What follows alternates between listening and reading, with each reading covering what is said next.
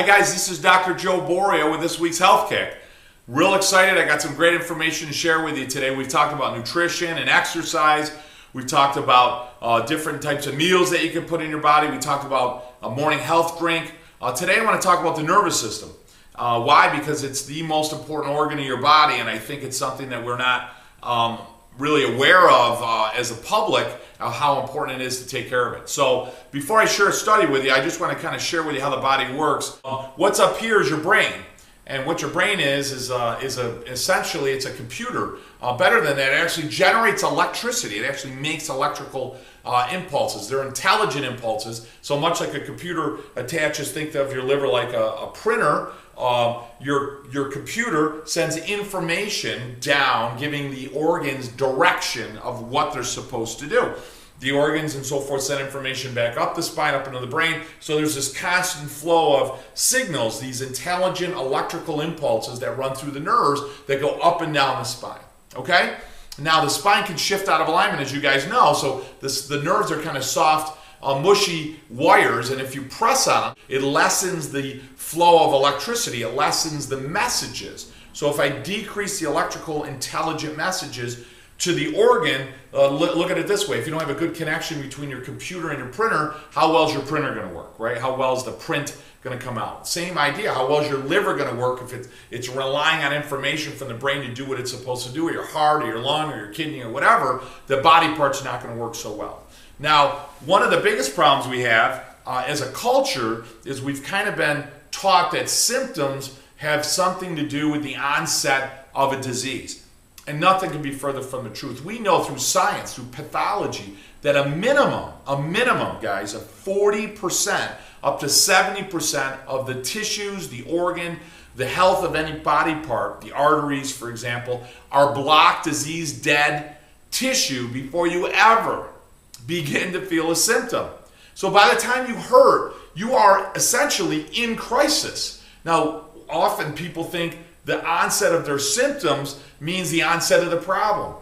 You wouldn't do that with a heart attack, right? I mean, if you had a heart attack, you wouldn't go into the doctor and say, geez, I don't know what happened. My arteries are perfectly clear, and I didn't have any problems last night when I went to bed, and now I wake up and they're 90% blocked. I mean, we all know, just even common sense, for example, that takes 30, 40 years to develop before you'd ever have crisis. So remember, by the time you have the heart attack, you are in crisis. By the time you have any disease, any symptom in the body, you have a significant amount, even if it's from trauma, you have a significant amount of damage, of injury, of disease, sickness, illness, or death to tissue in the body before you'd ever know that there was a symptom. Here's the other problem. We're taught that when symptoms originate, you swallow down pills, right? So we're taught that, hey, look it.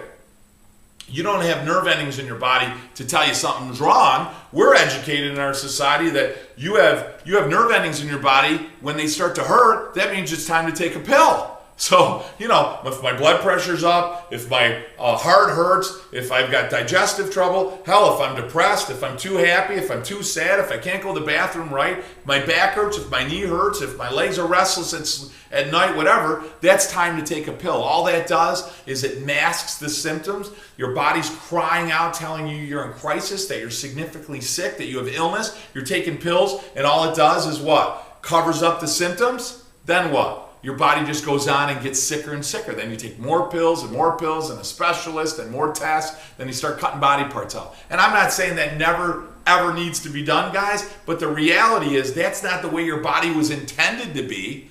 If I ask somebody, anyone on the street, were your teeth intended to last you your entire lifespan? Just about everybody says, yeah. So how would you ensure that your teeth are going to last you your entire lifespan? Well, I'm going to brush them, I'm going to floss them, I'm going to take good care of them, and I'm going to make sure I do that regularly throughout my lifetime, not just when they hurt, so that they stay healthy and they stay bright and clean and they last me my entire lifetime. And that makes sense to just about anybody. The spine is the same way.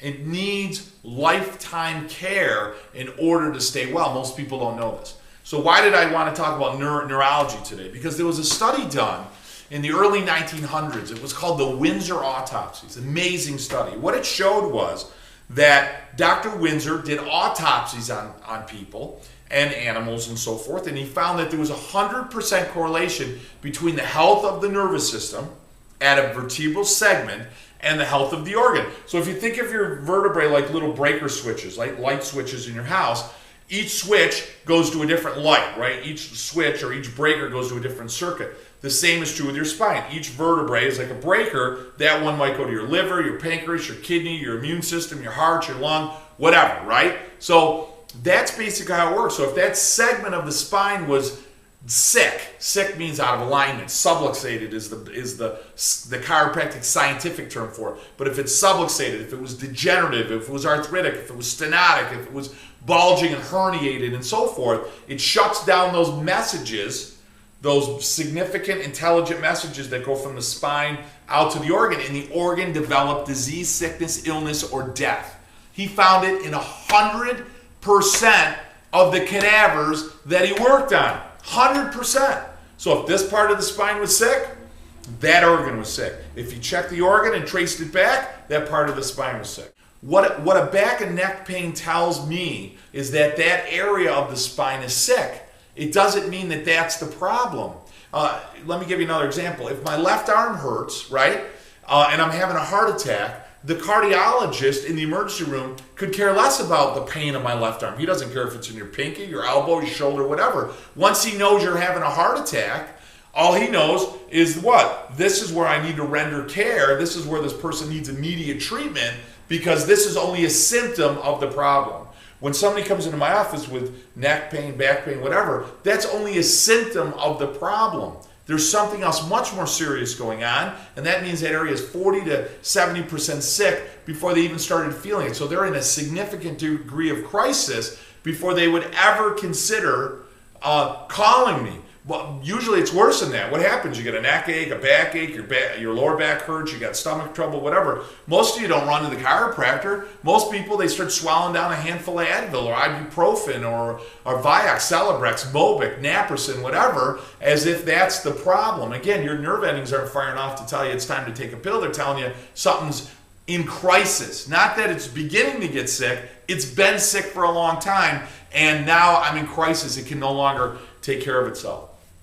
A large study came out by OSHA where they looked at children, and they found out that children actually had a significant number of falls, about 10,000 falls, and by the age of 12, 13, a significant number of children had the beginnings of degenerative changes within their spine.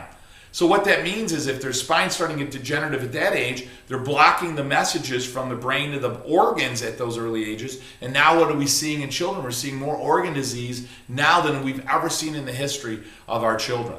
So it really starts to put things together when you look at it that perspective. The best time to start care is when you're born. The absolute best time to start care is right after birth. We know through a lot of science that the birth process itself causes the spine to get jammed up or stuck or subluxated or sick. So you get an immediate change in the way those messages are going up and down the spine.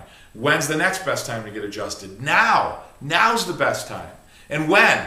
Regularly. You brush your teeth twice a day, you floss them, you go to the dentist twice a year, every 6 months to get them professionally cleaned. Even with all that care, you need to get in the chiropractic office a minimum of once a month in order to keep the spine healthy, keep it adjusted, keep the spine in good alignment, allow the messages to get there. The spine needs to be regularly maintained and cared for your entire lifespan. If not, the body will deteriorate. It'll die. Now, there's a new study done in neuroscience that backed up everything the Windsor autopsy showed. It did exactly what the Windsor autopsy showed. It showed that if the spine got sick or stuck or diseased, it blocked the messages to the body, and therefore what? The organs got sick or diseased, and the body didn't work as well. It didn't live as long. There was sickness, disease, illness developing in your organs. So all this research done in the early 1900s has all been repeated. It just got printed out in the neuroscience a few years ago, and that tells us even more so that we need to do a better job of communicating why people need to be